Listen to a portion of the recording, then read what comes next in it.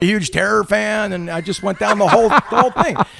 You know what's That's great? cool. You and Tim Armstrong talking was fantastic because I know Tim a little bit. You know, I actually was the minister of the wedding between Amy and Kevin Bavona of the Interrupters. Believe it or not. No way, dude. Yep. And Tim Armstrong played What a Wonderful World on acoustic guitar when they walked down. And it was one of the most, I'm sitting there crying because it was a beautiful ceremony, but I'm crying because Tim Armstrong is like singing the most beautiful thing. And he's like, I dig to myself. You know, he sings. I'm like, this is so amazing.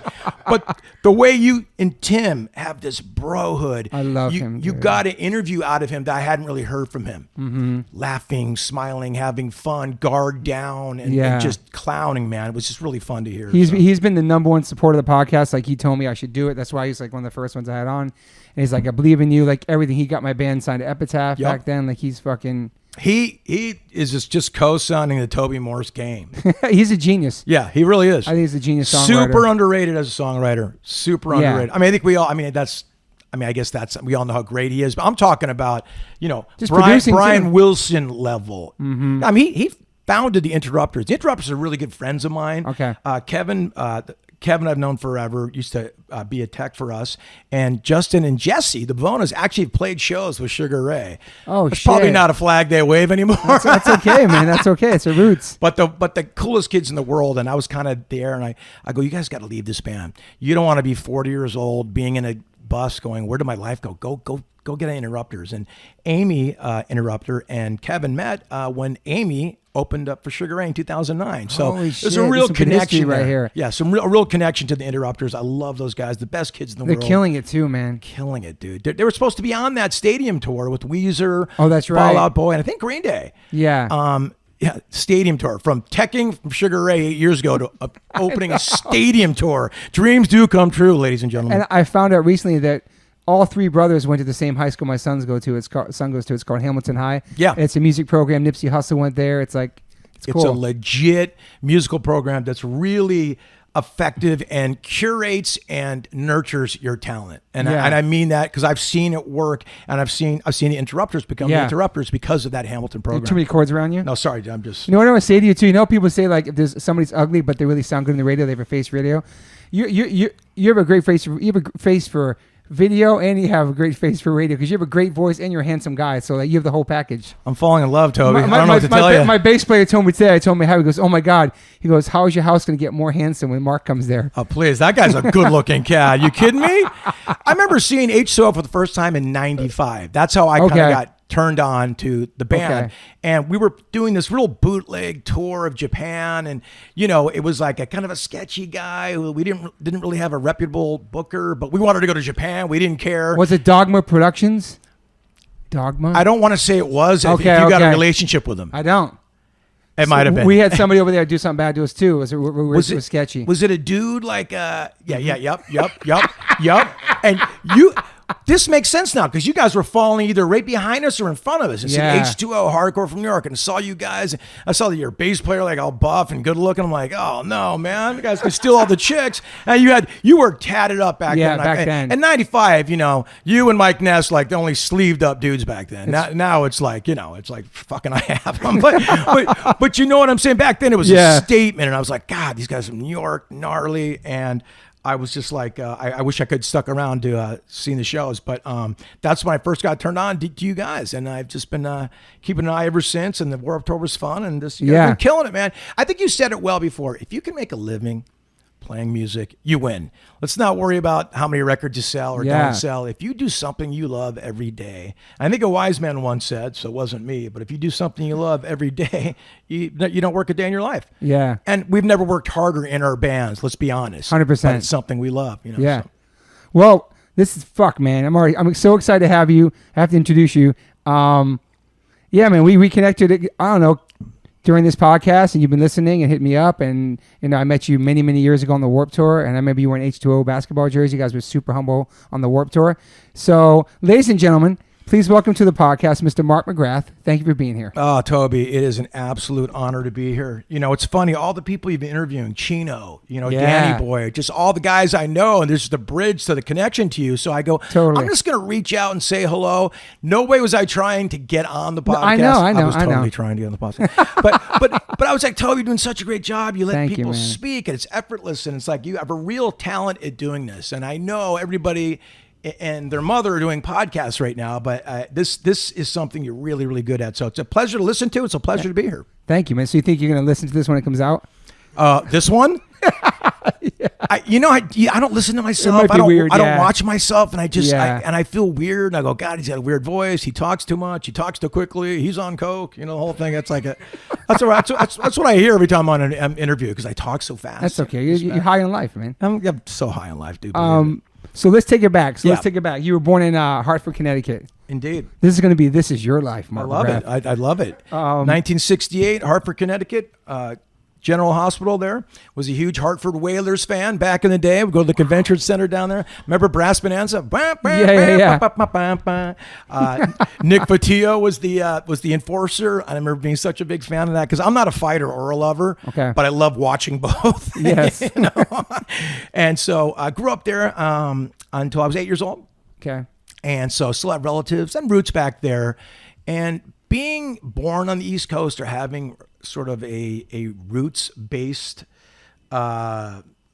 link to the East Coast, you have a different sense of reality, and it's usually manners-based. Do you know, my dad and mom literally and figuratively beat the manners and kindness and having care for others into me. And I never lost that coming to Southern California, which is easy to lose. You have a harder edge, a little tougher edge.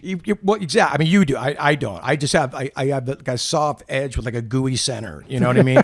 But when I came to Southern California, it's all me, man. What can you do for me? And blah, blah, blah. And that's a lot out here, but a lot of great folks out here as well. And I love, we've talked about it. It's changed a lot, but I do love it out here. But yeah, I moved out here in about 1976. Yeah. So you have siblings? I have a sister, older sister. She lives down in Orange County. And, we, brother and sister, got along, didn't get along. Yeah, we're still doing that stuff. Yeah. But yeah, I was kind of, I remember my biggest concern of moving out to Southern California was hockey.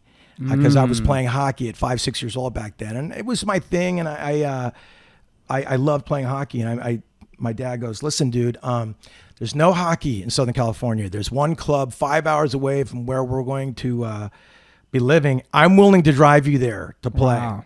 But let's see once, because Gretzky hadn't come yet to LA. Hockey was nothing. It was the purple and gold. It was the Triple Crown line. Those who know about hockey, I'm going to bore your listeners. My wife loves the Blackhawks. That's her. She's from Chicago. Oh, she does. Oh, yeah, we have to. I mean, that's a rite of passage. You have to love Blackhawks, Bulls, and the Bears. So I moved out here and I saw kids surfing and skating, and I go, you know what? Maybe I don't need to make that 5-hour drive to hockey. So I kind of just got involved in the beach life out in Newport Beach, California. So you're surfing and skating? Yeah, but I found out real early I hate big waves. I'm such a baby when it comes to big waves. So I'll go to Hawaii, and if it's 2-foot crumblers and guys are, and if there's kids surfing and it's real mellow and there's like a beginner surfers class, I'll go out and surf. And the water's got to be like 75 degrees too. Yeah. So I remember going. It would be huge in Newport when we were young, man. It'd be like 20 foot or like 15 foot down the wedge, and I'd go, you guys, I don't feel that good today, man. And they go, you're sick again, bro. They knew right away. So I go, I got to find something else, man. I got to do something else. What's up with this music thing? Well, what about skateboarding though? Were you like a street skater or a ramp skater? I was I grew up in the 80s, so I was more of a vert skater. Sick, me poles too. And Lester Kasai boards and Christian Asoy and all that stuff. So I missed the street skating thing. I still can't do a kickflip and ollie or anything like that. But never got that. Never got it. But show me a pool and I'll keck a little there. So you're more like a carver, like kind of like pools. Yeah, I was just a mellow carver. I was never a radical dude. I wasn't the aggression guy. Like, oh, there goes Mark McGrath, the hardcore guy. Surprise, surprise. Yeah. But I always wanted to hang, and I love skating. I love surfing. So I did a lot of that growing up. And a lot of the music that I listened to, was supported that lifestyle. You know, the circle jerks, Black Flag, and all that stuff. You know, that was I'm old enough to remember that. I mean, the Cuckoo's Nest was 2 miles from where I grew up. Wow. Yeah, I never went there because I was terrified. I was 10 years old when it was really happening. I'm talking the Dam playing down there, 999. I think Henry Rollins' first show with Black Flag, the first one, not the one when he jumped up on stage. I believe the Peppermint Club. With, yeah. But the first one he played with Black Flag as a set, I believe, was at the Cuckoo's Nest. I could be wrong, but that's a famous place out here. That's like your CBGBs, basically. Absolutely. And then it became the Concert Factory. And when I was like 12 or 13, 14, I would go there because they have rockabilly nights and mod nights. And, you know, I fancied myself a rockabilly one time, a mod at one time. I was a break dancer. I mean, I was a little bit of everything, and all of it is well documented, you know. And there's videos of you break dancing? There's all sorts. I'd love to see that shit. If you have cardboard, I will throw it down. Actually, you know, a couple of years ago, I tried to do a New York backspin, and I still have to go get a hip replacement because I hurt myself so bad. You know, when you play basketball and you still think you can make that move that you can't, in your mind you make it, but like you fall on the ground. Yeah. Break dance the same way. If you haven't broke dance in a long time, do it at your own caution. I think I still got backspins. I almost could do windmills. I could do head spins, hand spins. I used to teach breakdancing when I was super young at this place called the Teen Beat in Southern Maryland. That's the coolest thing I swear to God. And I wore breakdance pants to my real quick. I had a problem with weird materials on my body, so my prom, I wore my mom's pantyhose and I covered my legs with. This is a true story. I covered my legs with baby powder and I wore these stupid breakdance pants to the prom. Man. You gotta be kidding me! Like parachute pants or something like that. Dude, what was the was that an allergic reaction? I've never heard of someone had a problem with wearable materials. That's the funniest thing, and I don't mean to laugh, but it's the coolest, funniest thing I've ever heard.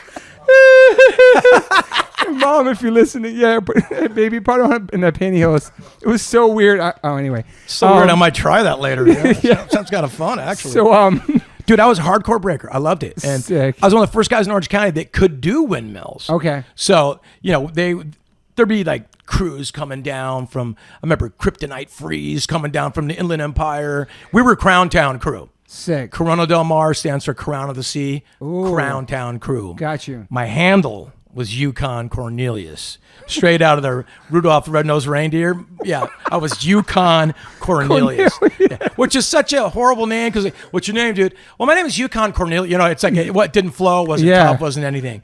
But they know Yukon could flip some windmills. So dudes would come down and they'd be locking and popping and they'd do New York backspin and some basic break moves, and I would just come out and do the windmills and just end it. Damn. And that was it. I was a blonde kid with surfer hair wearing like a rip curl shirt, and I would just go out there and do windmills. You grab Johnson when you do it? No, that I couldn't do. I never got to where you could bend the leg. You know, I got to straight windmills. And then people heard about Crown Town crew, how dope we were. And I'm kidding, by the way. There's one guy that could break dance. And then a crew came down and started doing Thomas flares. And this is about 83, 84. If you don't know what Thomas flares are, it's Kurt Thomas, I think was his name. He was a gymnast. And it's when you do those gymnast moves on your hands and you just like, you're busting windmills on your hands. You're not even rolling on your thing. Your legs are going, your hands on the ground, And I'm like, is there a microphone around? Because I'm about to leave breakdancing immediately. Wow. And then we got known as the whack breakdancers because breakdancing, remember how it was in and then went out? Mm-hmm. It was like the Beastie Boys' first record. Now, in retrospect, when I say that, people are like, what are you talking about? Beastie Boys were always cool. Remember after License to Ill, Beastie Boys were as cool as Vanilla Ice for a second. And I mean that with due respect because... They even talk about it. They even talk about it in their book. They do. Okay, yeah. It became like a joke. And things they made fun of, they became like the party kind of sorority band. Right.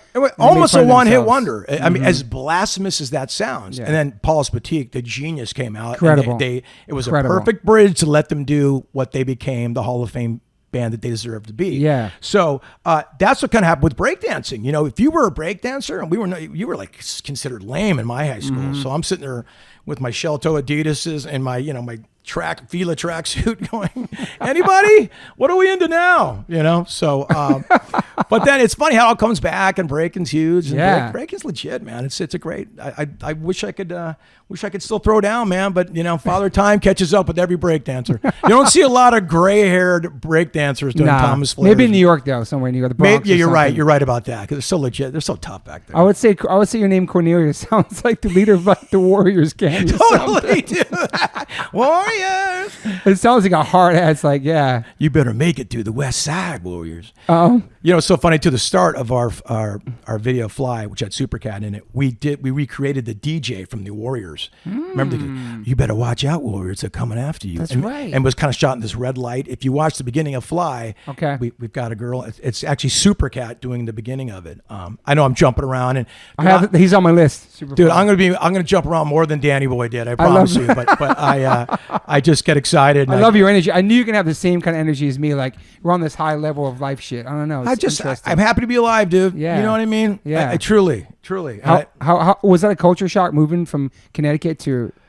It was. It broke my heart because I was 8 years old, dude. And 8 years old, you have your life. Your life is your couple friends. I'm playing hockey, which was my whole life. You know, I go to the Whaler games at night with my mom and dad. That was like a big thing for me, hockey, and it was gonna be taken away. So I remember, and this is crazy, and this is how long it was. I was driving to the airport, and Jet Airliner by Steve Miller was on the radio. Vagina, carry me for a mile. I'm like, the song speaking to me, and that's how old I am. The song was on regular rotation on the radio, and I was going to my first time down to be on a plane, and wow. I remember landing in L.A. and seeing palm trees. That if you're not from here, you trip out the palm trees. It's the first thing you see, and I remember driving down and going, wow, this is my new life, and so it took a while to adjust. You know, thankfully I found some good friends real early, and I was an athlete, so I was playing basketball and stuff like that. So I was able to sort of integrate pretty quickly and meet some cool folks. Yeah, but so it took a while though, dude. I was heartbroken. You know, East Coast living's different. Why LA? Because my dad kind of had a go west young man type vibe. That's nice, yeah. Yeah, he was like, he had an opportunity out here, and my dad just said, look, I want to get into land development, and it's all out there in LA. And he started knocking on doors, cold calling. My dad was hardcore, and he got a job with Coldwell Banker because he just bothered these people forever and ever, and that's it. So it was my dad. I didn't have much of a say in there, Derek, on the move to LA. Being 8 years old, I wasn't really. And plus, my dad was kind of a Don Draper, old school. He's not listening to what an 8-year-old cared, not only about the move or what he wanted for dinner either. Yeah. You know what I mean? Yeah. How were you in school? I was okay, man. You popular kid? No, I was kind of a jack of all trades, master of none. I was an athlete, but I was like the sixth man, so I wasn't a starter. I dyed my hair. I had blonde bangs, like I still do, because I thought I was John Taylor from Duran Duran for a second. Sick. I would draw Susie and the Banshees on my Peachy folder, and I would draw Ian Astbury and the Sex Pistols and stuff. So I liked this music that didn't really reflect. I dressed like a preppy, because Newport Beach, it's kind of what it was. Yeah. I was a surfer, but I was afraid of big waves. I skated, but I wasn't that great. I loved music, but I wasn't a musician. I wasn't talented yet. That's still debatable. But I was just a master of jack of all trades, master of none. I like a lot of things. Yeah. You know what I mean? Mm-hmm. And I think that was kind of my thing in high school. And it allowed me in the future to be interested in a lot of things. I read a lot, and there's a lot of great stuff out there. Sometimes we get stuck in our own myopia. You know what I mean? But there's amazing stuff outside of like your lane. If you know what I'm saying, totally, don't you? Yeah, for sure. I mean, just when we're talking about, the way you guys live and eat, and, and just I'm digging in a little bit and hearing about Derek's show he's possibly going to have, it's exciting. Highway to Health, yeah. Exciting. It's I'd love to see that. So I guess I'm interested in a lot of things and just not very talented enough to be great at anything. But knowing your limits is a talent. Yeah. You know what I mean? So you had good grades in school, and like, obviously you graduated. Like, what were your goals when you get out of high school? I had no goals. I just wanted to delay my childhood, getting out of high school. I respect that. I was super immature. I grew up kind of insulated in Newport Beach. I didn't have a lot of life experiences. I wasn't in a van touring. I wasn't really in a band then. I didn't know what I wanted to do, so I kind of just did what everybody else did in Orange County or Newport Beach. Went to like University of Southern California. Yeah. And my grades were just barely good enough to get in. I think I graduated with like a 2.87 and I had a combined 1040s on my SATs, which is like, they would laugh at me today if I brought those grades to USC. Mm-hmm. But it was enough then to get in, and I somehow, some way, I graduated the BA in communications. I tried to go business like everybody else does in Newport Beach. Yeah. And I remember this math professor, like straight out of Central Casting, like, tape glasses, like kind of falling off. And he's like, Mark, you're failing this class miserably, but I'll give you C- if you change your major. And I go, no problem. And I looked around at other classrooms and I saw the football players and cheerleaders going into this one classroom. We go, what major are you guys? We go, we're communications. I go, so am I. You know what I mean? So am I. And that's how I became a communications major. That's how I got my degree. Wow. And now it's a total different discipline. It's very difficult to get into. It's hard to graduate from, so it's totally changed. Back then it was like, I want to be a broadcaster or advertising. It was, again, delaying your childhood. So what was good about USC, it got me out of Newport Beach. I was into LA. I was into some culture, different folks, interacting. And this was during the colors period, man, when it was hardcore out there at USC. If you stepped off campus, it was gnarly. I would leave my windows down in my car in my VW Scirocco, and I'd leave the change thing open so no one would break into my car because my windows would get breaking into every day. It was just a gnarly deal. I mean, look, you guys, from New York, and but it was a new sort of world. This is the city's pretty. You better keep your head and swivel up in this. Especially late 80s, LA, South Central colors period. Yeah. It was hardcore. What was your first exposure to, obviously you said punk rock when skateboarding and stuff. What was your first realization that you wanted to do music? I think in my head, I always wanted to, I had a dream. I also wanted to be the point guard for the LA Lakers. We had these dreams when we were young. Found out in 8th grade that probably wasn't going to happen. Yeah. But I always had I was the guy with the tennis racket and my thing, pretending I was Kiss, pretending I was The Who, pretending I was the Sex Pistols, all that stuff. Yeah. And I was smart enough in high school to find out that everybody's got that high school band that everybody follows around that's cool enough to get in the parties. I wasn't cool enough to get in the parties, but I figured out if I could somehow integrate myself with the band, ingratiate myself to them, I could maybe carry the gear or something. Mm-hmm. I get in the parties. I'm with the band now. And so that was my first live band experience. I was literally teching.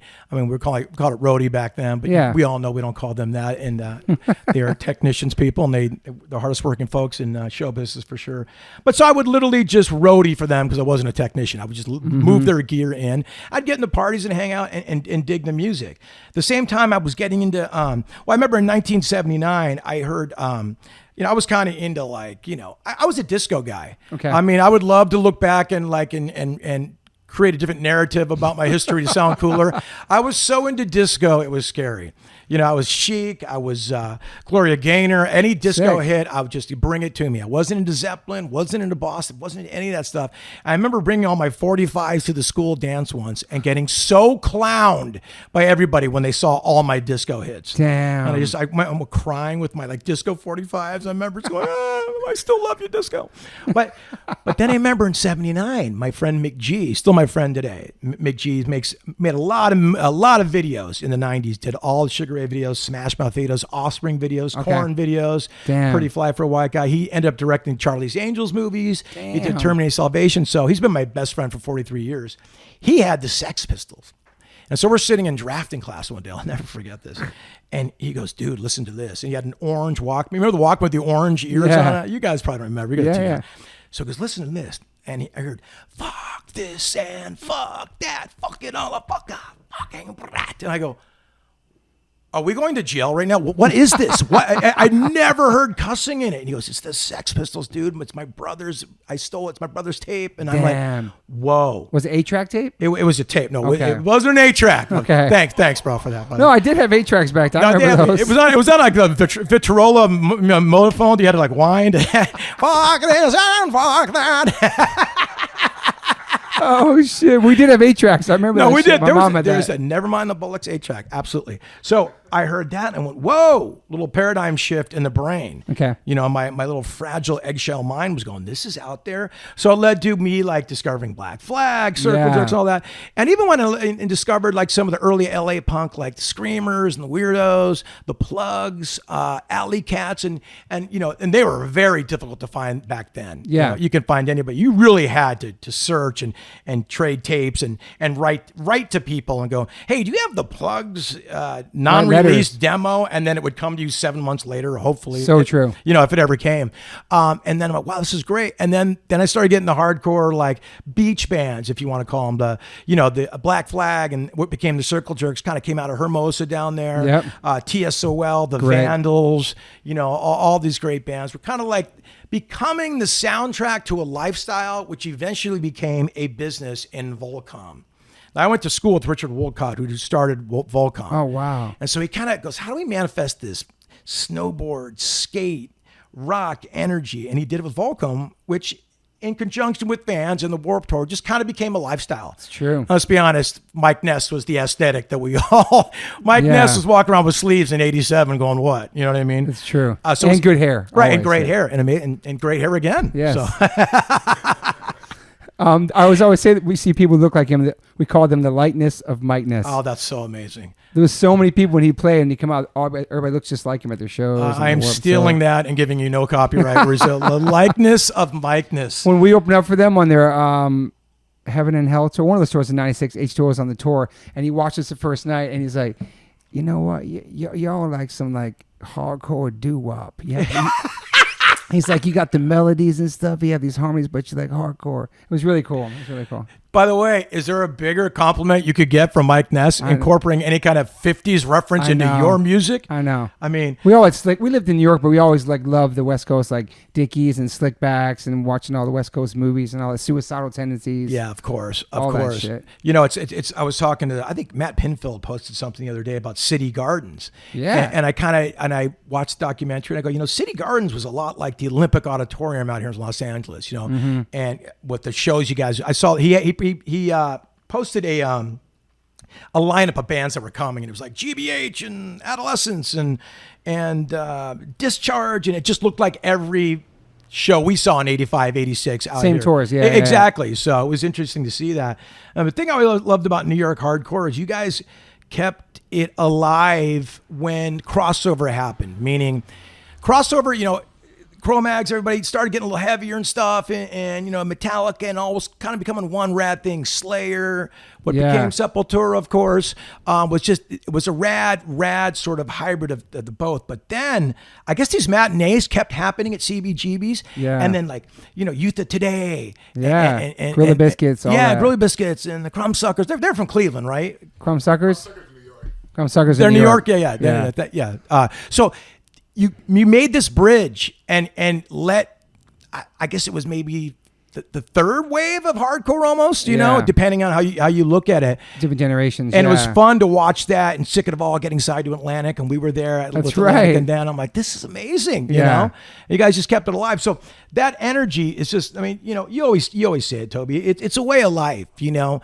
I don't see myself ever not listening to this music. Yeah. You know, never, you know? It's something... It's in your DNA once you've been through it. And there's no way Sugar Ray a hardcore band at all. It's in our DNA. It's something I listen to a lot. There's elements of some of our music and definitely in our earlier stuff. But as a fan, man, I just, you know, it always will exist in my soul. Yeah. I mean, you guys, we'll get to that. I have that on here. You guys covered Black Flag, White Minority on your first record. It was a Japanese version of that album. You had a cover song in there. The Lemonade and Brownies. Yeah, we did Circle Jerks, Wasted. We did White Minority, Black Flag, and God, we did some. I think we did Wango Tango by Ted Nugent, Sick. Just to mix it up. You know what I'm saying? That's cool though. You know, the label gave us all this money, and it's so funny. We got signed to Atlantic Records. Was it 86? How old do you think I am, brah? It said that you guys started in 86. Oh, I thought you said signed. No, you guys started in 86. Yeah. No, we started. I really joined the band. The band I used to follow around in high school was the band I ended up joining. Was it Shrinky Dinks? That became the Shrinky Dinks. They were called the Tories. They were like a mod 60s revival band. I'd follow them around, carry their equipment. The singer was this altruistic guy that refused to play anything after 1979. Wow. You know, and so one day the band wanted to play Back in Black at a party, you know, AC/DC, and I go, I know it. You know what I mean? And I just grabbed the mic and I screamed it and yelled it, blew out my voice, and then did a flip on the pole, and that was it. And was kind of a stunned silence, like a record skipping. And everybody goes, was that the worst or best thing we've ever seen? It was like confusion. No one knew right away.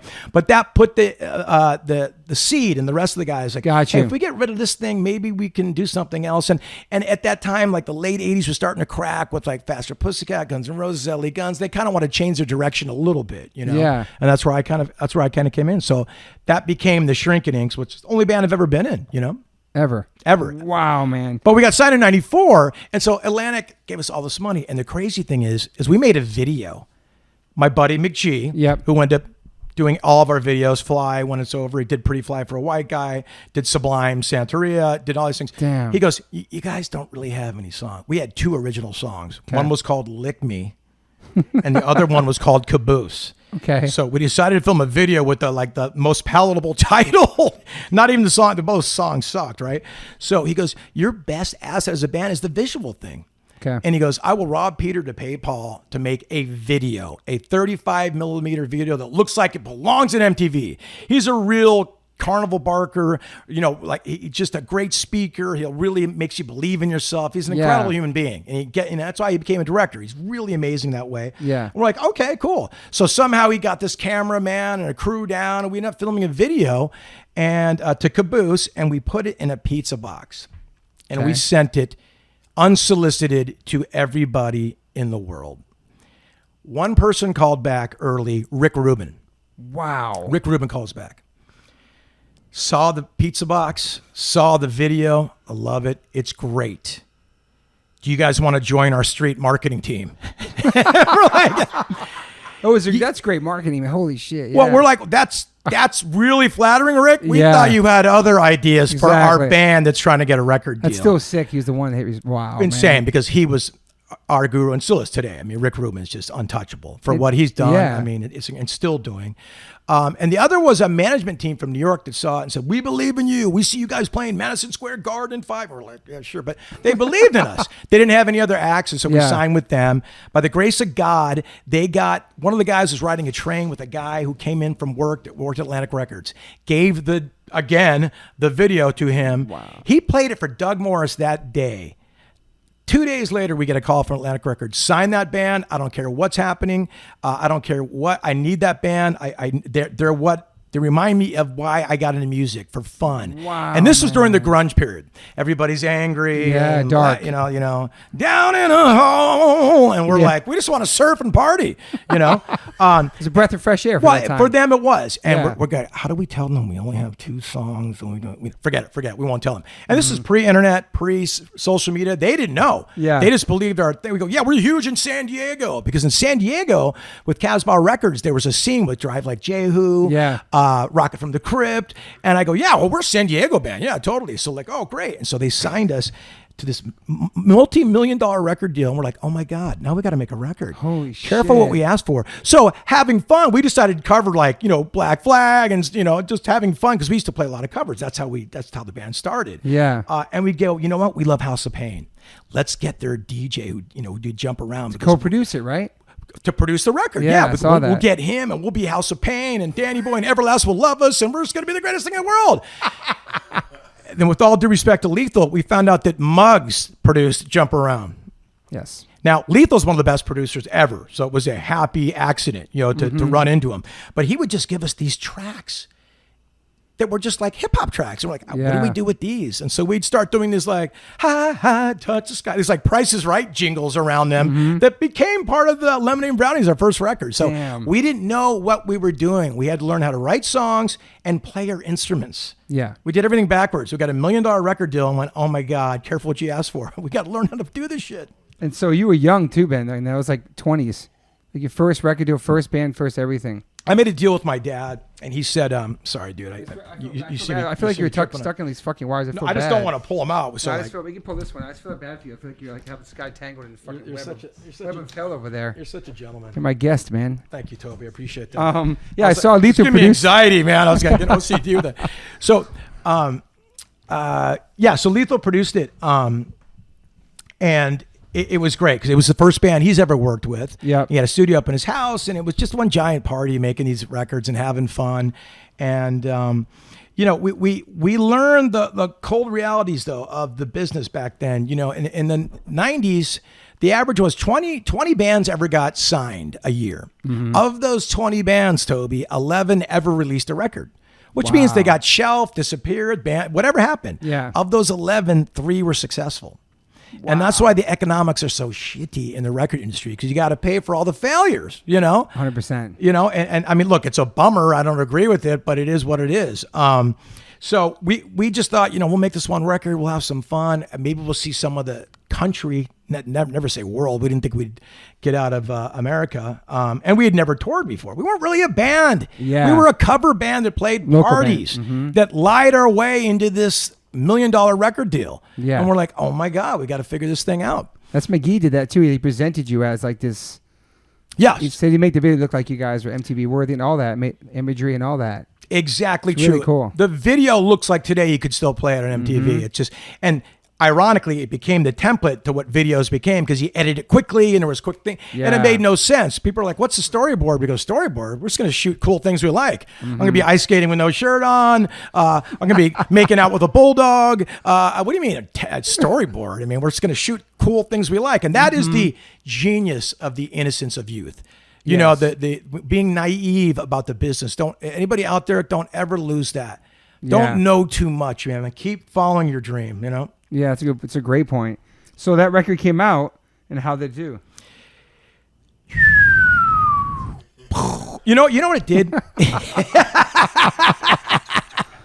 They don't make a substance that you could say it went wood, it went this, it didn't, it was, but what it did do, Toby, is it took us around the world. Yeah, it's awesome. We did 7 tours of Europe off that record. Wow. We did we did 2 tours of the States, one with Korn, believe it or not. Sick. Korn and Lords of Brooklyn. Nice. Shout out to Lords of Brooklyn, my people, man. Love those guys. Awesome. Caves, yeah. Ad Money, greatest guys in the world.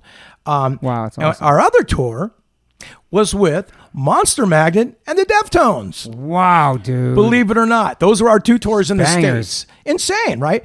Wow. I remember the Deftones didn't have a record out, but Guy Oseary was managing them. Yeah, remember them. So we were like, man, we got a record out. You guys are opening for us.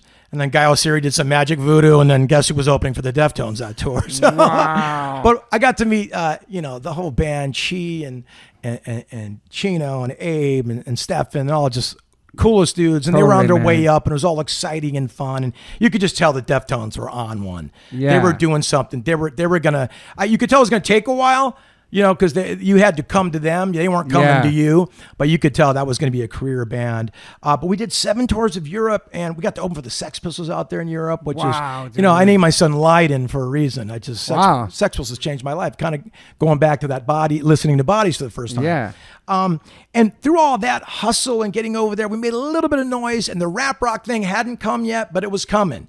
Rage Against the Machine was really popping out there, and we were kind of riding on Korn's coattails, like, we know Korn, we wear Adidas tracksuits, yay, and that was enough to get 200 to 300 people to show up to the shows every night, because they're fans over there. They love everything about Europe's it. The best. Who do you know? Who produced this? They know it all. They're such great fans over there. So we did just enough to come back. And we're like, God, what do we do now? And I remember a friend of mine, and huge Howard Stern fan, always have been, a friend of mine named John Nardachone, who worked at Atlantic Records, said, why don't you guys cover one of Howard Stern's songs? He had these songs called Psychedelic Bee and Silver Nickels and Silver Dimes, whatever. I forgot the second song, but he did it when he was 8 years old, and they're really bad songs, but he goes, these should have been giant hits. Some major band should get a hold of this and record it. And the Meat Puppets were supposed to do it, but for whatever reason, they didn't get around to it. Wow. So we did. We were on our last tour. We're on our way to Wyoming. We're in a van. We've got about 3 shows left on the run of this record, and it was like we might not be able to make another record. Yeah. So I spoke to John. He goes, what do you have to lose? Try the Howard Stern cover. And he goes, just stop by a community college. Sometimes they're very helpful. They've got a recording studio, and they'll let you record something. Wow. So he called Denver Community College ahead of time. We showed up. There was kids there who just wanted to twirl the knobs, and we played Psychedelic Bee. We recorded it like this thrashed out punk rock version of Psychedelic Bee. Sent it to New York going, whatever, forgot about it. It's never going to happen. On our way to our crappy gig in Wyoming, everybody's fighting in the van. The lowest of low vibe. Just done, yeah. We're done. We blew it. We had a record deal. We're done. We're going back to our lives. It's over. And we get to the club, and the club manager goes, call your manager in New York right now. Now, mind you, no cell phones back then, not for us. No credit cards, no nothing. We had a tour manager / tech guy. Didn't have a phone, nothing. And so we go, can we use your phone in your office? Yeah. You know that vibe, right? Yeah. And he goes, well, it's to New York. I go, I know, dude, but I promise you this is a big call. So our manager, Chip, goes, dude, you're not going to believe this. Howard Stern got Psychedelic B. He's been playing it all day long. He wants you to come on the show immediately. Leave your stuff in Wyoming. They want you on the show. I think this was like a Monday. Holy and shit. We left all our stuff, borrowed our last bit of money and flew to the Stern show. Played Psychedelic B. He had us on there for 3 hours. We brought the hottest chicks we knew from New York in there because we knew what Howard was all about. Holy shit. And he loved the song, talked about it, played it, and then he played it on the E channel because he was on E. Yep. The label suddenly got interested and came down and said, all right, we'll let you guys make a second record. And that record was Holy Floor shit. that had Fly on it. And oh my God, goosebumps, man. Well, a lot of people Holy say, shit. Howard will tell you he's responsible for H2O's career. He'll tell you that. And Sepultura's career. He's absolutely had a huge hand in us getting to that second record. Wow, he really did, Absolutely man. Holy did. shit. We went from selling 8 copies a week, 12 copies a week to 2,000, 5,000, literally doubled our total sales in 2 weeks. So on Lemonade and Brownies. On Lemonade and Brownies, exactly. Though it sold 100,000 in Europe, so it was all kind of working in concert, Holy shit. So what happens after? Do you immediately go and make Florida after that? Well, after that tour? We said, we better keep doing our thing. And what happens when you get on the road and you become a band professionally, you get better. We started playing every day. We started writing music every day. We started thinking about songwriting, what songs we like, all this stuff. And all of a sudden, we heard Sublime on the radio. Yeah. Now, again, everybody looks back at Sublime with rose-tinted glasses and the greatest band in the world. And I love Sublime. They're amazing. Sublime shows back in the day, which I saw a lot of them. Sometimes they'd show up. Sometimes they wouldn't. Sometimes they'd go play a 90-minute dub jam straight. Boom, boom, do do do do do do do do do do do do. And I'm like, I'm supposed to like that. I guess, but you could tell there's a genius in Bradley's voice because he could sound like Mikey Dread. They could sound like Jacob Miller. And, through all the muck and distortion and insanity, there was real talent there, But then when I heard what I got on the radio condensed in this 3-minute piece of brilliance, like ear candy to the max, I'm like, oh my God, Sublime. And not that there was any sort of talent level or connection to that greatness, but I'm like, man, Sublime I wonder who produced that.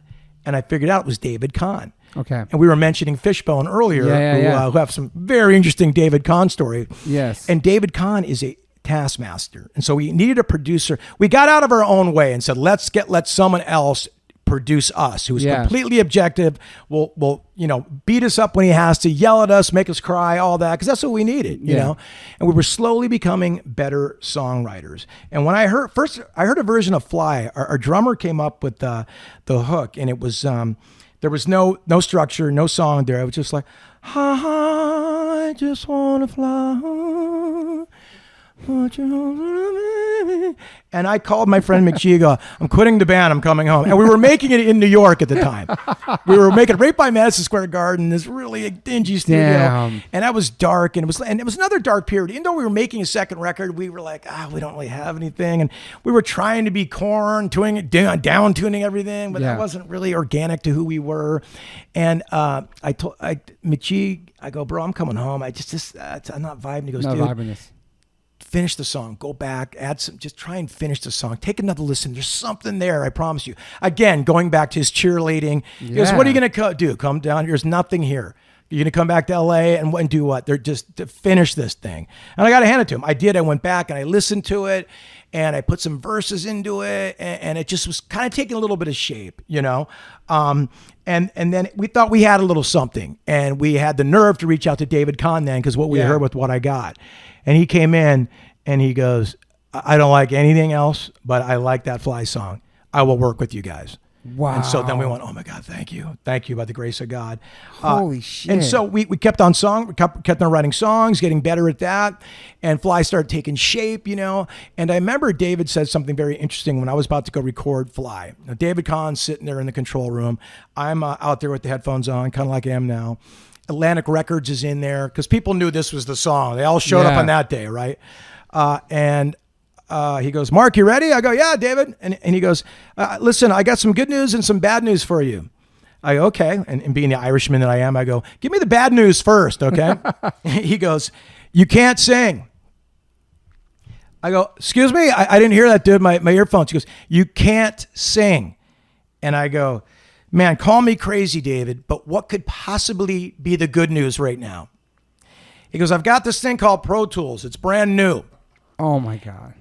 I can do something to your voice. You can't sing, but your voice has a tone. If you listen to me and help me build this, we will find your voice and we'll sell 2 million copies off this song. He said that right there. Holy so I shit. got down on my knees and just went, I'm whatever you need. And we literally start going all around, stop.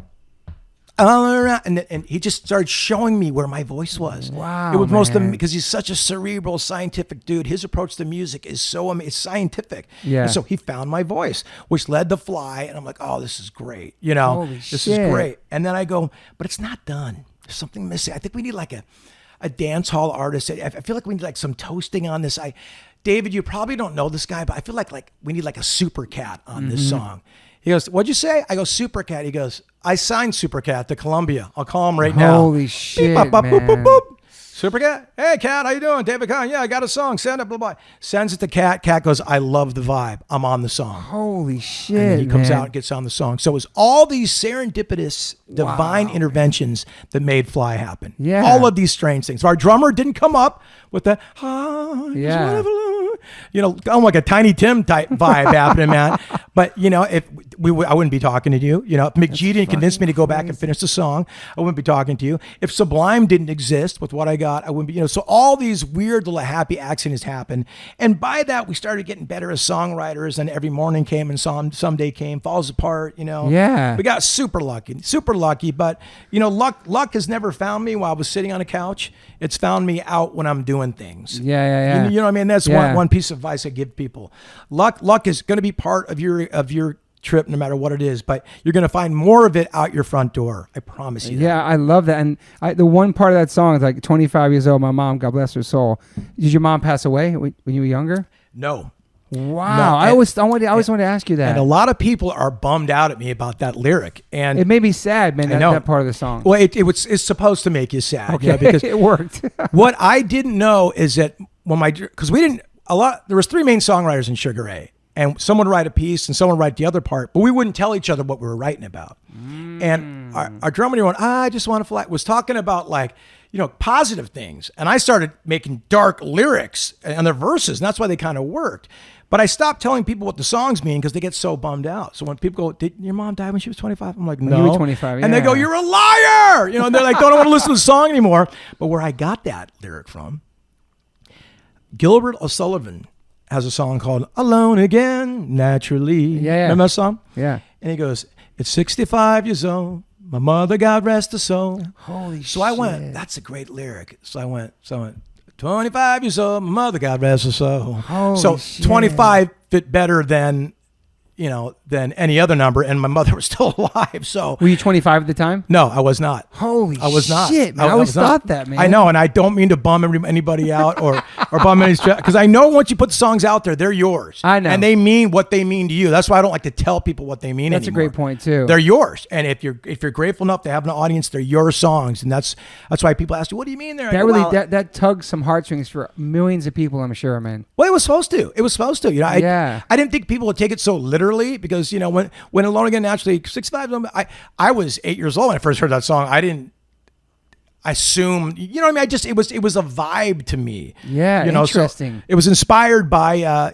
by Gilbert O'Sullivan because I grew up on all those suicide hits of the 70s. Those one-hit wonders, suicide hit dentist chair songs you used to have to listen to. You're like, oh God. Yeah. So that's where that lyric came from. Was your mom bummed on that line? Did she understand No, that because line? she knew where it came from.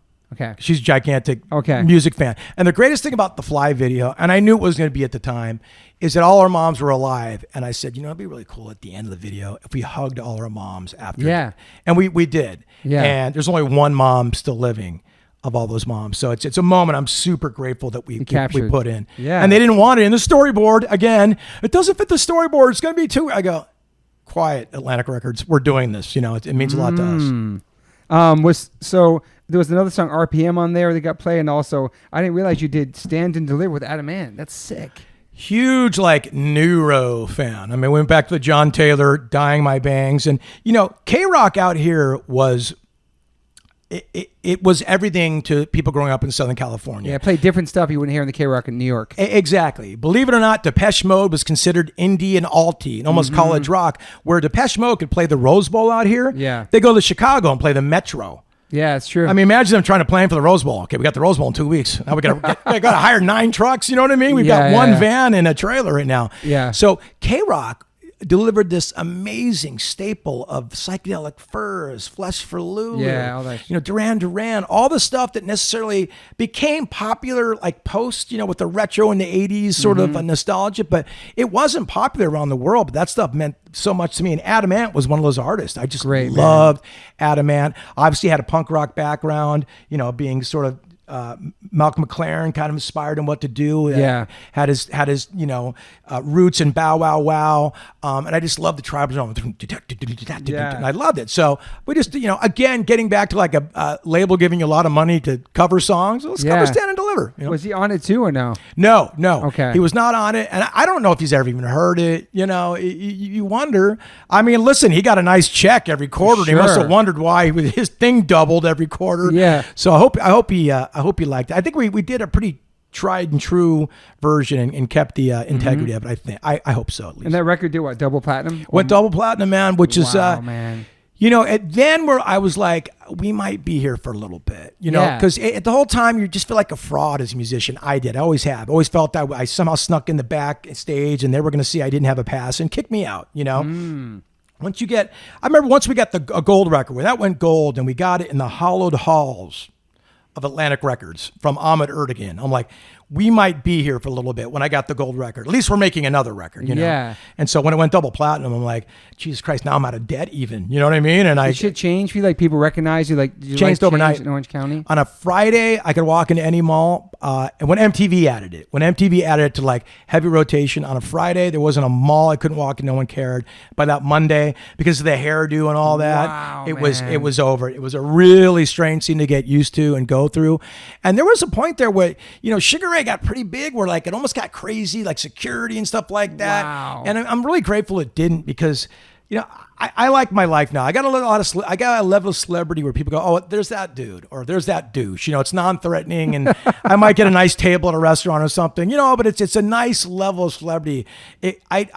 It's pretty gnarly up there with the Britney Spearses and those guys. You guys are on that level though for a second. We had a cup of coffee up there, let's say, with the Blink 182s of the world and stuff. And when you're going double platinum, it's not up to you to decide if you're popular anymore. The people have spoken.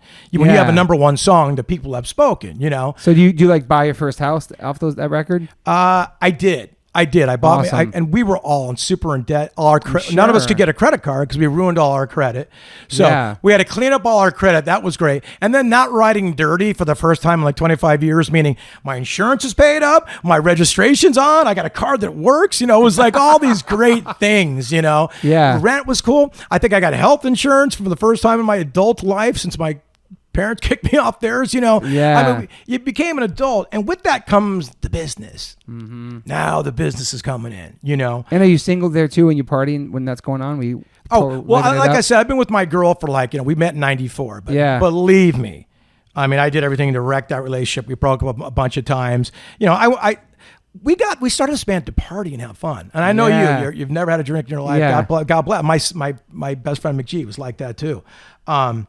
But we started this to play cover songs: Judas Priest, Zodiac Mindwarp, Motorhead, fun party, Blondie. That's what we did. That's what the same ethos remained. Yeah. So now we show up backstage. Wait, there's beer and there's Jameson and vodka.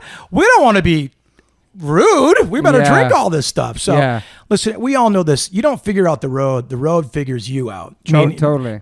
Father Time's unbeaten and the road is unbeaten. Meaning you go out there.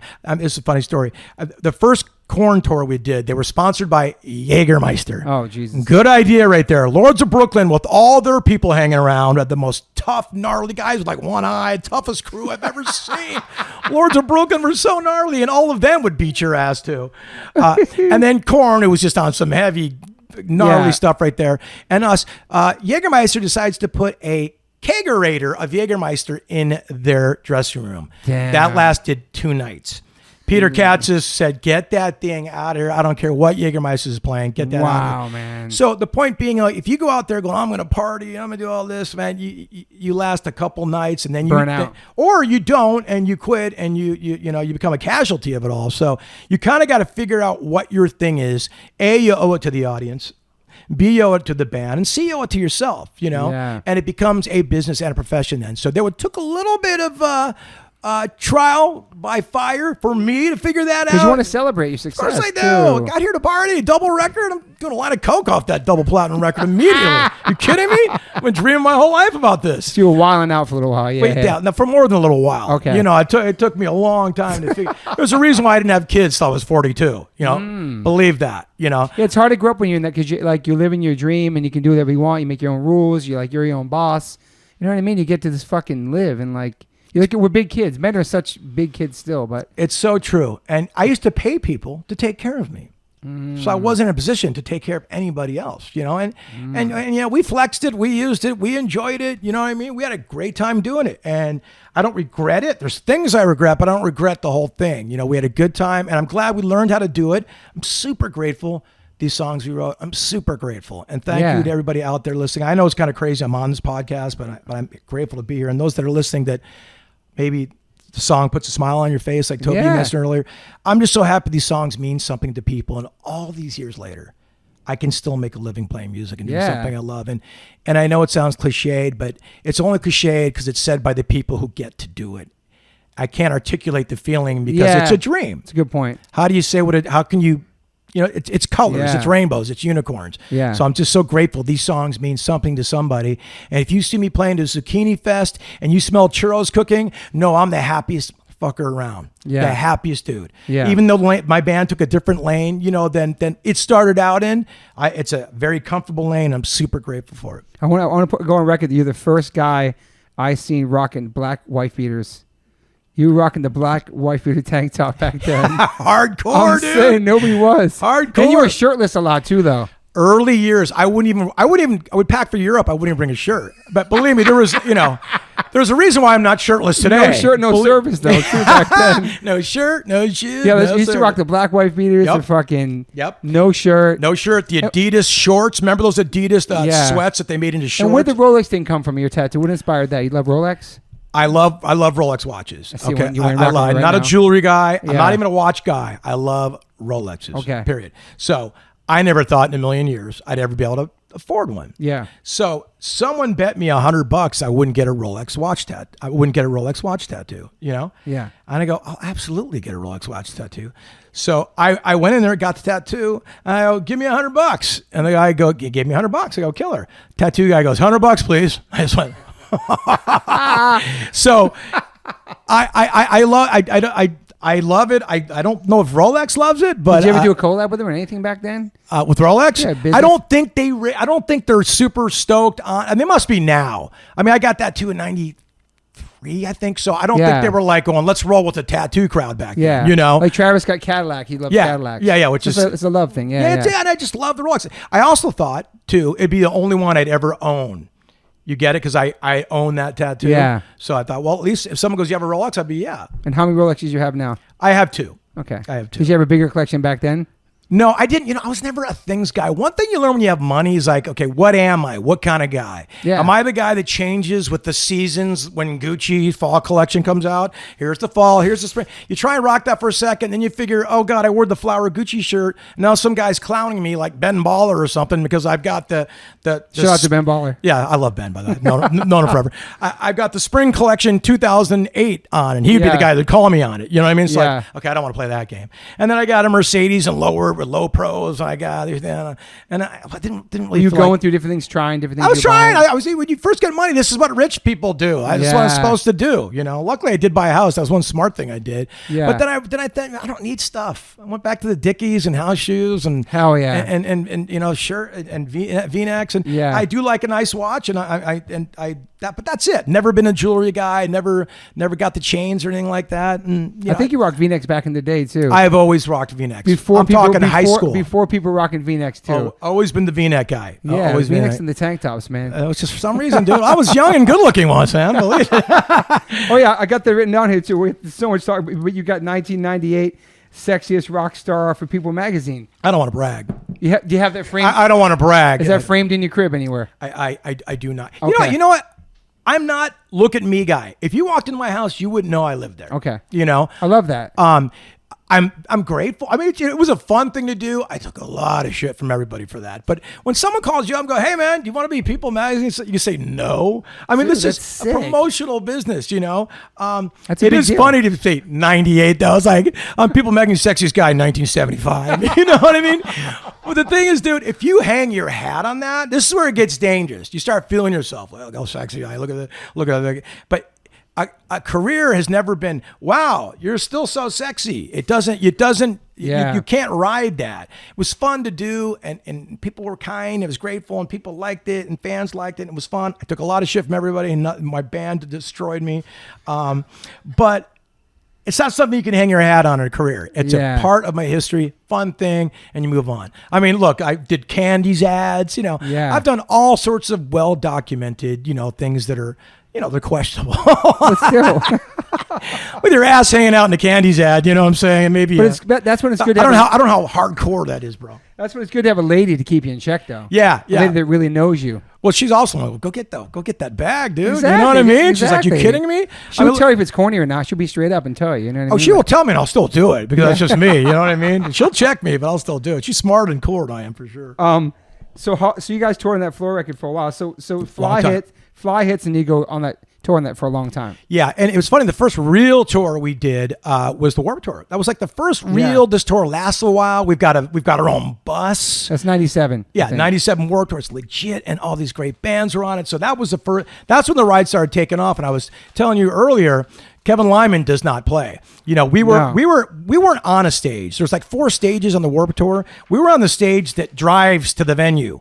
It was on the back of a flatbed truck. Yeah. So I think we were playing on a lineup with a Pulp Fiction cover band. They did like Link Ray covers and some other things. We had Fly's like number 5 in the country. Our record's gone platinum, and we're on the drive up truck playing at 12:30 every morning on the Warped Tour. Now for me it was great because I got to see every band, but I had kids come up to me going, "When are you gonna play, man? We're excited to see it." I go, "We played 8 hours ago, bro." And so I went to Kevin. I go, "Kevin, listen, this isn't for me." I promise you, I understand the ethos. I get it. It's punk rock. You got to pay your dues. So I'm just getting a lot of fans that are just going, "Hey man, I wish you would have played later. We came to see you. And is there any way to move up to the 3rd stage that doesn't have wheels on it?" An actual stage? Right. Maybe a stage. Yeah. And he went, "No, you got to earn your dues." And I've never respected a man more in that moment because that wasn't going to move the needle at all. Because that would have been the time. Yeah, we'll move you to the 3rd stage. We were asking to go to the 1st or 2nd stage. No, he's just said, "No, you got to pay. This is what it's about. It's how we roll." And that's why that tour lasted, 30 years. And I seen you guys play on the flatbed trucks, and it was thousands of people watching. It was crazy. Yeah, we still had great shows. Yeah, we were grateful to people that came over, and they did find us. And by word of mouth, people knew that it was happening early, and it was great. So it worked out to be great. Best tour I've ever been on, for sure. I know you know that. Yeah, that's what Will.i.am said a couple of weeks ago. I had him on talking about that, like really learning how to be a touring band and dealing with different audiences, winning crowds over, all that. Yeah, it definitely, especially coming from a hip hop vibe. And I was so great about. I mean, just look at the history and the pedigree of that Warped Tour did. I mean, gave Eminem his first start, Limp Bizkit's first start. I mean, Kid Rock. I mean, no matter what you feel about these people, I mean, Katy Perry, exactly. Yeah. So, but I remember watching Hepcat every day. Oh, yeah, going, this is the greatest band, and those are the 2 of the coolest dudes I've ever seen. And I had so much fun because. We were on MTV. My dream. That was my dream coming true in real time. Yeah, Alcoholics were on there. Sick of It All, Descendants, Face to Face, Blink, Social D, we both love. Yes. Real Big Fish, The Vandals, Limp Bizkit, Boss Tones. Boss Tones were Yeah, amazing. great Boss bands. Tones, because the impression that I get was cracking too. That's right, That same was starting time. to hit hard. And Dickie's like, well, we're on the charts too, dude. It was so funny. And you remember everybody He's the wanted greatest, man. He's the nicest, greatest, most wonderful. Great fucking band, man. What a great ambassador for Boston punk rock, Yeah. hardcore, ska, everything he did. Agreed. He's a wise man. He's Yeah. a very wise man. Yeah. Do you remember on that tour that everybody wanted one of those Social D jackets? Remember the Yeah, the work Dickie jacket. the work Dickie jackets. jacket, everybody, and they were like $200, and we're like, man, can you swing us one? And then Mike lost some money to me in CeeLo. I think he lost like $400 to me, but he gave me one of those jackets instead, and I go, I'll take it. Yeah, fair totally. deal. Yeah, all the bands played CeeLo every night. And what Mark's talking about is that on the Warped Tour, you don't know what time you're going to play. Doesn't matter how many records you sold, what stage you're on. Every morning around 10 or 11, you get your schedule. So you can't tell friends what time. You tell your friends, get there early next. I don't know what time I'm going to play. It doesn't matter who you are. And Kevin's stuck by that for every band, Kid Rock, everybody, man. And it's cool because even like Rancid, I mean, They played first sometimes. Pennywise, it's Yeah. like it was a luck of the draw, and no effects. I mean, these guys that absolutely paid your dues. You'd think a couple years later they could have said, Kevin, listen, we're not going on any earlier than 6 p.m. And they didn't, to their credit. Everybody understood the attitude and vibe of that. And if you didn't, you were quickly off the tour. Yeah, I remember Sum 41 was getting paid like not that much money. And they were on their flatbed truck, and they shit a huge song on the fucking radio. Yep. And thousands of people watching, and like, yeah, you kind of learn how to hold your own out there, you know? Without a doubt. It cost us money to go on the Warped Tour with a platinum record and a top 10 single. Wow. He gave us $100 because we had made our deal like 6 months before that. We were just we don't care we just want to be on the Warped Tour, before Fly was even released. So I think we would get $100 a night, But then after that tour, coming off the tour, what were shows like for you? How big were they? It was crazy. Then we hooked up with Smash Mouth, who was doing a similar thing at the time. Yeah. Walk on the Sun and Fly were competing for 1 and 2 on every genre Wow. of music. It was really fun to be a part of with those guys as well. And then we stepped up to 930 clubs, the Irving Plazas of the world, the Metros. Sick. We came back here and played the Palace. I'm not even sure what they call it anymore. But and that was just amazing because that was a venue I saw Depeche Mode and all these bands House is growing great, up. Yeah, I know. It had the Dean Martin, Stairway, and Yeah. and that's when my mom and dad came. They're like, this is really happening. I'm so excited. It was just very, very cool. The tour was really fun, man. That's awesome, man. And then we took that to summer, did a bunch like one-offs and radio shows, and then we hooked up with Goldfinger and Save Ferris in 98 and went out with those guys. Goldfinger, okay. And that'd be 98, and that's before 1459. Yeah, that was before 1459. That was we were riding out. We're riding the wave a little bit, Yeah. And people were very quick to say, "Hey, Sugar Ray, thanks for playing. One-hit wonders." And by the way, rightfully so, because Fly was the. What's up, bro? How you doing? That's Mark. That's my son, Max. Pleasure. Ray's right. You can tell. Nice to meet you, Max. Fly was the anomaly on that record, so people were quick to say, "Hey, there's a one-hit wonder cruise ship waiting for you guys. It's got Kaji Goo Goo on it. It's got the Proclaimers. Everybody you want, go hang with them." So that's a lot of pressure. It was, but it is because it happened so quickly. Yeah. Like here we are in the summer on the Warped Tour. Going, this is brand new. Oh my God, this is killer. And then February was like, thanks for playing. It's over. And we hadn't released another record yet. People were but Fly was out crushing. Fly was going through its mode. He was coming down now. I mean, it was crushing for like 7 months. It went through every genre. They played Fly on BET. Wow. BET. And That's so amazing. it was amazing. So it started off an alternative and then went to like Hot AC, then went to AAA, and then I was damn near on Christian radio. You know what I mean? It did everything and went everywhere. It was setting records. People didn't know what to do with it. It was so in demand. It was amazing. So we were the perfect candidates to be one-hit wonders. Perfect. Yeah. Because like I said, it was the anomaly on the record. Didn't sound like anything else. We weren't the most talented band in the world. I think people saw that when they saw us live. A lot of smoke and mirrors going on. So I think the odds were heavily, I would have bet against us. And I did. That's why I named the record next one 1459. Yeah, I love that. That came out in 1999, and that went quadruple platinum with Someday, Every Morning Falls Apart. 3 bangers. Yeah, Three fucking bangers on that, dude. You know, were they bigger than Fly? Every Morning was bigger than Fly. Wow. Every Morning went to number 1. Every morning. That's so good, so man. grateful. Again, my drummer came up with that one. Okay. In a different voice, and I'm like, oh, that's killer. But he goes to me, this is the verse. I go, are you out of your mind? You could never follow that with anything. Let me write some verses like we did last time, kind of worked. And I wrote the bridge. And And it worked out. But he goes, this is the verse. Imagine trying to write something out there. What do you do? So, again, going back to it was truly, the songwriting was a true, sum of its parts. There was no Noel Gallagher in this band, Someday's great too, man. I remember this, Toby, just to get back when in the winter of 98, like December of 98, we'd finished the record. And the song was going to be released in January. But, Atlantic feathers out the single to people to get some excitement, or to tastemakers they believe that can push this, or, big DJs at pop radio. And someone played it and posted something on this music rag that said, well, it looks like Every Morning is going to be the first number one of 1999. And I remember reading that going, yes. Because I think this will be a career now.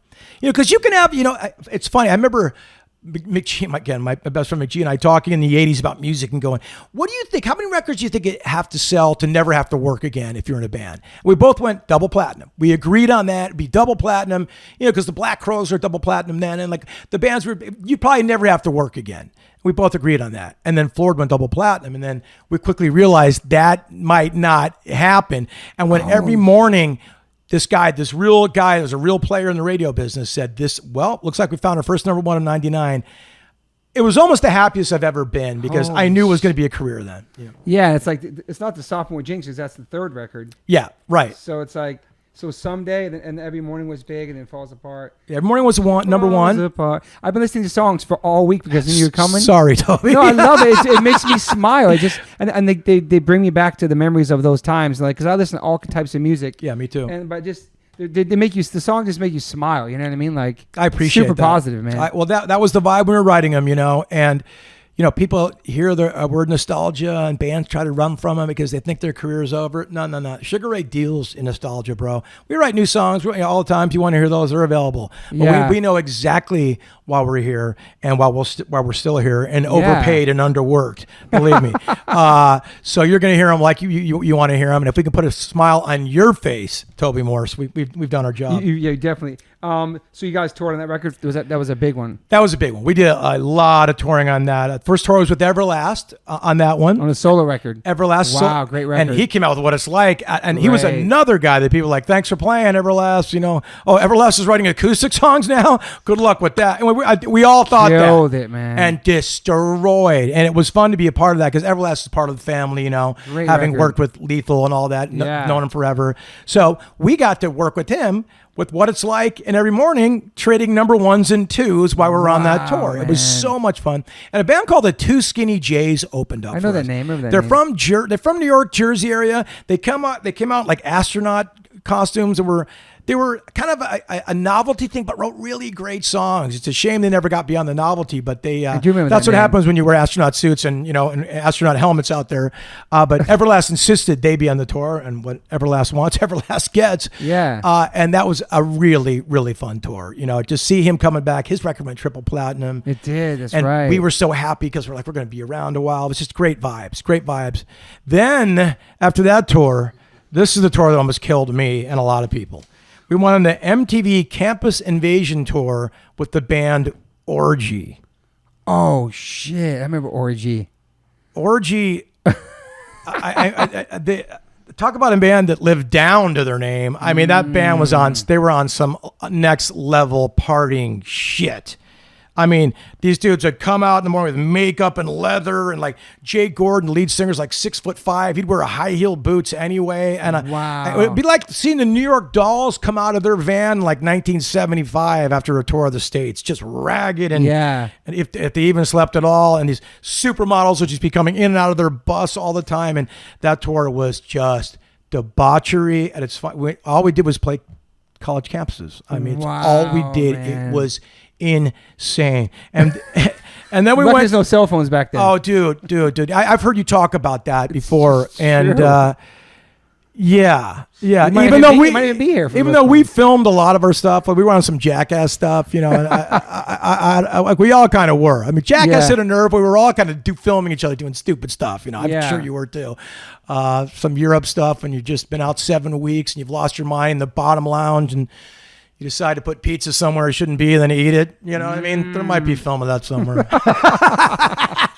So that was a faux crazy tour. It was one of the craziest tours. It was just insane. It was insane because Orgy was at the peak of their powers. That Blue Monday cover was blowing up. I think their record went platinum, and it was arenas. We played the arena on the college campus. Okay. So my dream was always to play arenas. I don't care who you are, Eddie Vedder, John Joseph, everybody wants to play arenas. That's our dream, man. But you know what I'm saying? Yeah. If you were raised on Kiss, your dream was to play, arenas. So that was the one every night. I just looked at the itinerary. And it's like these arenas I would see in sporting events. Now I'm playing these. That's cool, man. It was amazing. So that's the big venues, first big venues you guys hit. Actually, I got to take that back. 311 took us out with them, which was a great tour. 311, which is an amazing band. Great band. Great musicians, such great songs. Talk about feeling good. Go put on Amber by 311 and Try Not to Smile. Oh, that's right, Such a great song. So they kind of showed us how to tour. And some band opened for us. I can't remember it. Incubus. Yeah, some small. I don't know what happened. So it was Incubus, Sugar Ray, and 311. Believe it or not, on that tour, and it was an amazing tour. I discovered mushrooms on that tour. I'd never done hallucinogenics in my life. I know you don't do those things. And I don't even eat real mushrooms because they think they're gross. But that's I don't either. But I ate these crazy ones, and I remember I wrote a manifesto on a USA Today. I stayed up all night and wrote this thing. I'm changing the world, man. I'm in touch with everything. I got it. And I woke up the next morning just like feeling so bad. It was like blah blah blah blah blah blah blah blah. It was words, but didn't say anything. It was crazy. So that was my one experience with the shroomy shrooms. Incubus blew up after that, huh? Oh, Incubus just went nuts after that. They always had something crack. We took them to Europe with us, Did you knew they were going to blow up? I did. I did. They were on a little bit too much of a hippie vibe when they first started. Yeah. They'd be a little bit jammy, jam, a little bit horde festival-ish for me, and that's never been my thing. I appreciate the art for sure, but then they learned how to condense into song, and then I Pardon Me came out and was like, all right, it's a wrap. These guys are done, and Pardon Me. Right. So good. They're still playing arenas. I'm going, hey guys, you remember 311 tour? Any chance we could? No, okay, I was just calling to check. Did you guys get to sheds, arenas type shit? We never did, not by ourselves. Okay. We again, real close, and we might play one or two, like Freedom Hill in Detroit. It's got that great amphitheater. It's about 7,000 people. That was our biggest grossing show ever because it was sold out. And 7,000 seats sold. So we just, as a live band, we kind of blew it because some of our hits had a lot of hip hop undertone to DJs them. and stuff. Yeah, that's great. Yeah. So our drummer would come off the drums and play acoustically to the songs. And so people might have thought might have been a little bit of Milli Vanilli going on. I'm not sure. I mean, we sang them. We did. We were all playing live. It was the drums were obviously tracked because we wanted to sound like the record. Yeah. And people were using a lot of hip hop tracks to undercut acoustic things. That was kind of happening then. But also we just weren't that great live either. We'd be drinking and having fun, sloppy. I'd talk too much, believe it or not, between songs and stuff. So yeah, I mean, I understand why we never became that giant live act. I hope people come now and have fun and enjoy the show. Yeah. And that's what we're about now. We were then too, but things could have been sloppy. We had 9 hangovers we haven't felt yet. We'd be going out there, and just, we could be a little loose, let's say, Toby. Yeah. Was there a lot of pressure for the 2001, the Sugar Ray one, the record after that? Was there so much pressure from having such a big record? There was a lot of pressure because Napster reared its head. Oh shit, that's right. Now, if Napster didn't come along, it would have been make another record. We just, Florida went double platinum, right? 1459 went triple platinum. Yeah. So we're like, we're good, man. We're a priority here at the label. We're cool. We're if our next record fails, wouldn't be no problem. We can still make another. You know what I mean? We were feeling ourselves. So, but then Napster came, and the whole record industry panicked. And so what happened was we had the song When It's Over. Run DMC asked us to write a song with them. Holy shit. And our guitar player came up with this lick. Became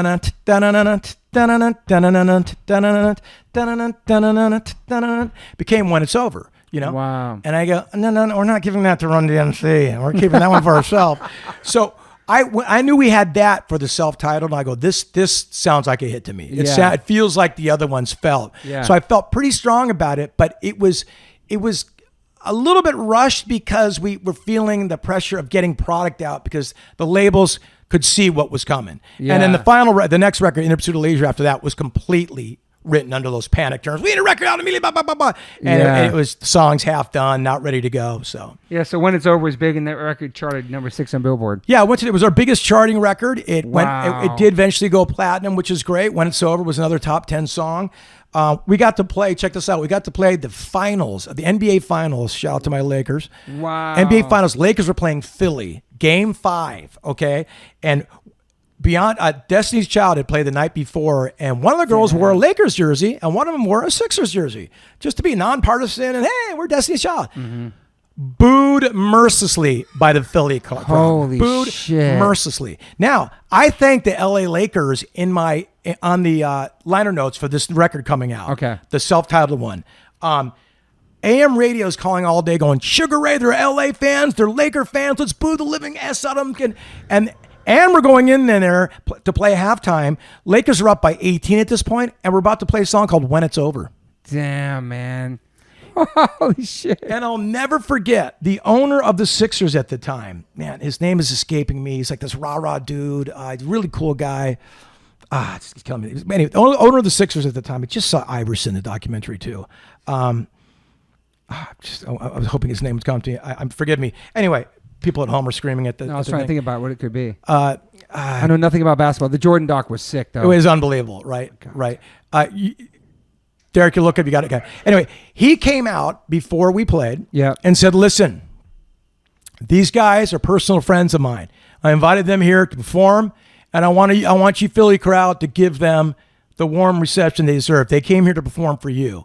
And he really tempered the whole audience and let us perform, thank God. That's when really it's over. nice, man. And then the Lakers went on to win. They're in Philly. Fuck these motherfuckers. You know what I mean? Holy shit. I'm still trying to remember his name. That's a great moment, though. It was a great moment. And so, we find ourselves top 10 record, playing, dream come true stuff, playing the halftime of the finals of, the Lakers, who I love dearly. So got to see him in the locker room after, just crazy stuff, Wow, man. And so that was, that was a lot of fun to make. Pat Croce. Pat Croce. Thank you, Derek. Also, thank you, man. My bad, Pat. You've always been so cool. And so did you guys tour on that record for a long time? Yeah, we toured that one pretty hardcore too as well. Now, Europe completely forgot about us. We didn't move any needles in Europe at all. After Fly, you mean? After Fly, yeah. They turned their back on us. They said, how dare you? Blah, blah, blah. We're rocking it. Because Mean Machine was on MTV a little bit. We had a little bit. We started to play rock festivals, the Hellfest type things. Yeah. We played the Puckle Pop. That was the first one, though, right? Yeah. This is on the Mean Machine thing. So we were rocking. And then 10 Seconds Down, we released Iron Mike. These were the heavier songs on Lemonade and Brownies, our first record. So they just said, we're not having it. Japan loved it. Australia loved it. Every Morning cracked the top 10 in the UK, but we never really got a big UK following. So we were scheduled to go back and promote the self-titled record. And we landed in Madrid at September 11, 2001. Holy shit. Yep. So that became and we had this big, gigantic promo set up to try and break When It's Over, introduce the old catalog. And obviously, that didn't happen. We were in Madrid for like 2 weeks. It was crazy. You were stuck there. Yeah. And also it was found out that Madrid was the second biggest hotbed of terrorist activity of the little cells. And so we're in Madrid, terrified. Shit. But I'll never forget, man. I shout out to, it makes me cry, Spanish folks and the European people coming up and hugging us, going, we got your back. We love you. It was just sweet. Though we felt so disconnected and far away, we wanted to be with our family. We just were so bummed we couldn't get home. But I've never felt more loved by strangers. And I just, it's incredible, man. And especially in times like this, there's a lot of humanity out there that still exists, and you have to count on it. It's coming, Yeah, it's coming. I love that. So then, in pursuit of leisure, Pursuit of Leisure was a record made that was trying to satisfy. We're trying to follow a sign. Trying to make hits. We're trying to make hits. We reached out to the Neptunes. Wow. Yeah, and we worked with Pharrell for a day. He came in and gave us a song, and we're like, it's not really us. It was like, here she comes. And it's like, here she comes. I'm like, I don't know. Sorry, Pharrell, we love you. No, Pharrell knows how much I love him. It's hard not to love incredible, the guy. man. I mean, he's incredible. So, but the irony is, I read later in Blink-182, we're saying, we reached out to some other people like Pharrell, and he gave us a song called "Here She Comes." I'm like, oh, it was some back pocket stuff he had working on it, because I thought we were gonna do a ground up song. Yeah. And he's like, I'm giving this to a rock band. That was in his head. I wonder who took it. I wonder if it took it after that. With all due respect, he's written amazing more songs. So many bangers. So many songs. That might not have been his best. It would have been my best effort for sure ever, but it might not have been Pharrell's best. And that's why I kind of think it made the rounds a little bit. Wow. But so In the Pursuit of Leisure was us like trying to graft something new, and Napster now is in full effect. The labels are panicking. CEOs are getting fired. Entire departments are going away. There's not as much money. Yep. We need I remember the president was calling me daily. When's it going to be done? I need it for the fourth quarter. I mean, I'm like, I can't work like this, It's so stressful. So we just barely finished the record. We went back to David Kahn on that one. He was kind of on some other stuff. He wasn't really like focused on making the best Sugar Ray record we could be. So we slammed a cover on there of Joe Jackson. Is she really going out with him to like just get some desperation radio play? Though I love the song, and it just wasn't. It wasn't a complete record, Yeah. It just wasn't, and that's what happens to bands. It happens sometimes, and it signaled the end because bands like Interpol and the Strokes were starting to come on the scene, and it was like, Sugar Ray, you had a great run, 6-7 years. Thanks for playing. The county fair door is right over there. You know what I mean? And by the way, Smash Mouth will be joining you, so will some other bands. But you know what I mean? The writing was kind of on the wall there. You had Mr. Bartender though. We have Mr. Bartender, but like, man, another big video, a lot of money behind it, and it just. Did you feel like it was over? Yeah. I felt us being a relevant radio band was over because I'm a historian. I'm a 3-time rock and roll Jeopardy champion for a reason, Toby Morse. I got that on here. I'm kidding, yeah. But I've studied bands. I've watched what happens, and it's kind of like sports. You get a short shelf life, but unlike sports, nostalgia is depressing in music. And I always say this: in music, you can watch us grow old. Watch the belly start coming down, the titties start hanging. You start losing their hair, whatever you do, it happens to everybody, And sports, once you leave, and people just have that memory of you. Kind of cool. You know what I'm saying? Yeah, man. So that's why the nostalgia is always cool. Yeah, Magic Man, killer. And I always say this: if Michael Jordan could be playing in the NBA right now, he'd be playing in the NBA. You're not. I always say this: I'm not going to give my uniform back in music. I'm going to keep it until you take it from me. Yeah, I true. love what we do. Yeah. Are you kidding me? Yeah. So I saw the writing was on the wall in terms of being a relevant recording act then, and that's why I kind of went, what else is out there? I'm going to stop this right here. This is part 1 of the Mark McGrath interview. This episode is 3 hours and 20 minutes. I'm not in the Joe Rogan level where I could have podcasts that long, though I do like them to be long because if the conversation's flowing, it almost takes upon its own life. And this conversation's incredible. I'm so happy that Mark gave me this time. Great reconnecting with this guy. He's a very humble, honest human. We have so many similarities, and I really appreciate this. And I appreciate you guys listening to this.